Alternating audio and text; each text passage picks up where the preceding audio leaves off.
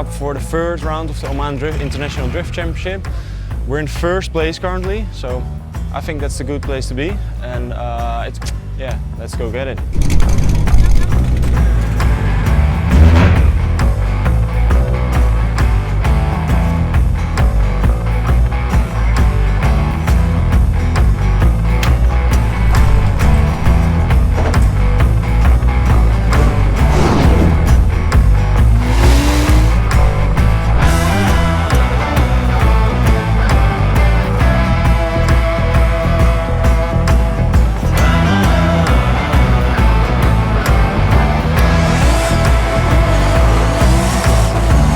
Guys, it's the final round of the 2020 Oman International Drift Championship this weekend. It's going to be the best one. People are about to ship their cars back home and everyone's going for gold. So you guys, the fans, make sure you just come, sit down, relax, enjoy it. It's going to be action-packed, it's going to be a lot of fun, and I can't wait to put a show on for you guys. So hopefully see you there. If you're not, check out the live stream. Everything is going to be on the Oman International YouTube and Facebook pages. So make sure to check it out and enjoy it with us.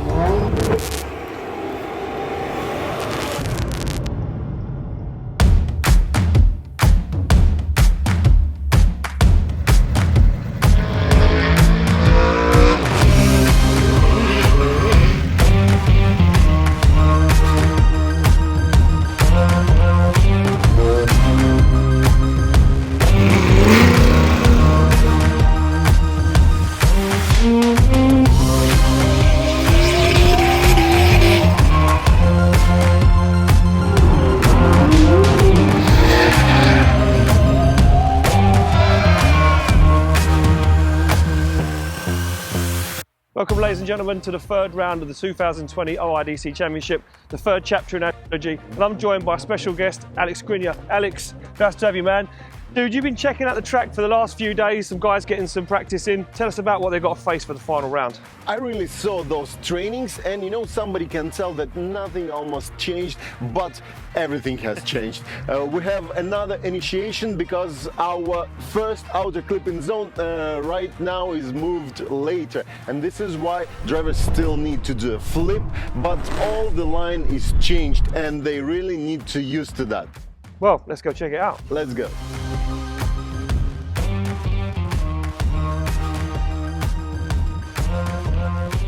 So Alex, we're here at this first outside zone, as you just mentioned, on a strange line and the first decel zone. Sure, so many things happen in this part of the track. First of all, drivers just made their initiation and they need to adjust the line to fill all this zone. Second thing, that this zone one of the closest to the wall, and after initiation again drivers have some issues with that. And another thing is that this is also deceleration zone, and this is driver's choice whether to use handbrake or maybe angle braking or something like this. So again, a lot of things happen here, and this zone is going to be really crucial for the result. It certainly is, yeah. A lot of things could go down here. It could be won or lost, right? Sure, but I have something interesting for you to show. Let's go. Let's go. But Alex, you were telling me about something interesting. I guess it's this, right? Yeah, the thing is that behind us is the largest clip-in zone in the Middle East. Drivers must fulfill all the zone, the largest zone and this configuration, and this is the best viewed zone by our judges, so it really interferes the score. It certainly does. Let's take a look at that other decel zone.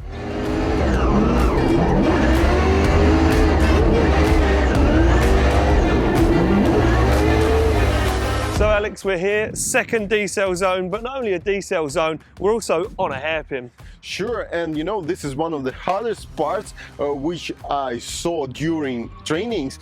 Drivers really having some issues here because they're used to go full throttle, and this is the part where, again, you need to adjust your speed, adjust your angle to get through all hairpin and get onto the wall to be as close as possible. And this is, I think this is the closest place where you need to be with your car, and this is really hard about this part. It certainly is hard, but look, this isn't the best bit. Let's go check out the finish line. Sure.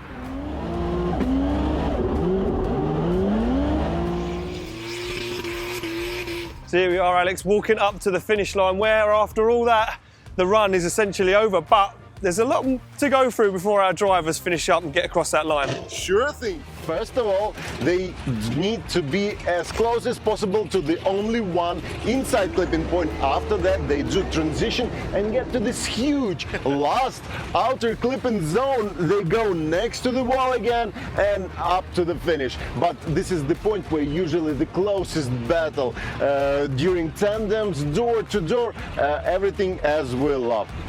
Well, look, it could either go all right or all wrong, I guess, at this point. But For sure. Either way, it's going to be finished right over there. So that's the track, Alex. That's how we look at it, and that's our take on it. Why don't you go check out some of the drivers and see what they make of it while I go catch some sun? Hell yeah! You know, these guys really know what happens here more than us.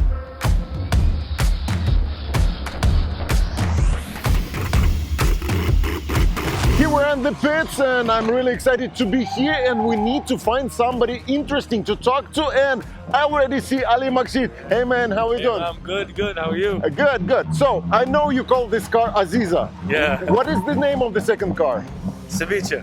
And which car suits you better for such purposes as Oman International Drift Championship? Well, we've been running Ceviche for a couple of years now, and I really like the car, but apparently the crowd here love Aziza because we had a couple of wins a couple of years back with Aziza, and it really feels good to be back in this car. I really enjoy it. I can push it as harder than I can do with Ceviche. But they're both good cars, and let's see. It's going good so far. We had some technical issues in round one, and round two we were okay. We managed to get on the podium. Let's see if we can do that again this round. Great to hear that. So really, second round was super successful for you, and I wish you to be at the same minimum, but you need to be higher.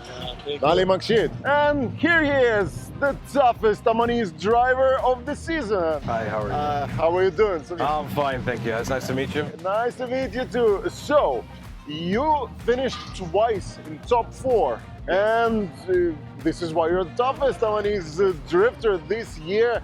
What is your tactics for the final? Do you want to make it safer and for remaining the same result, or you're gonna push harder?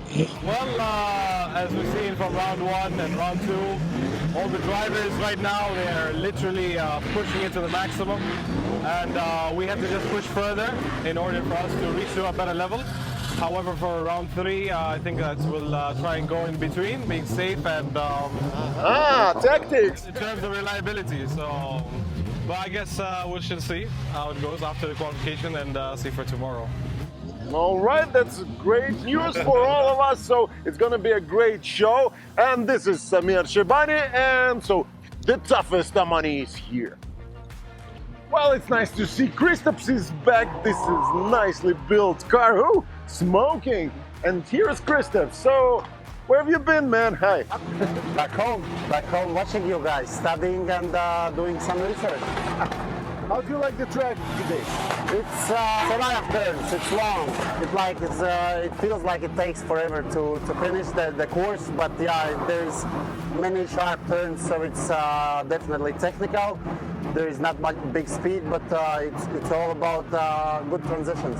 And which is the most tricky place you found? I think it's the entry, because the first corner is kind of long, and to stay in outside line, it needs some more power or less side grip. So to make it all the way to the first outer zone, there's on a turn before the last, and there's a tricky section. Then you need to get to the wall and then take the inner clip. So it's pretty technical. So many places, right? Yeah, you have to work hard. So to make it. Okay, man. Crazy Latvian here in Oman. Kristaps Blues, good luck, man, and have fun on track.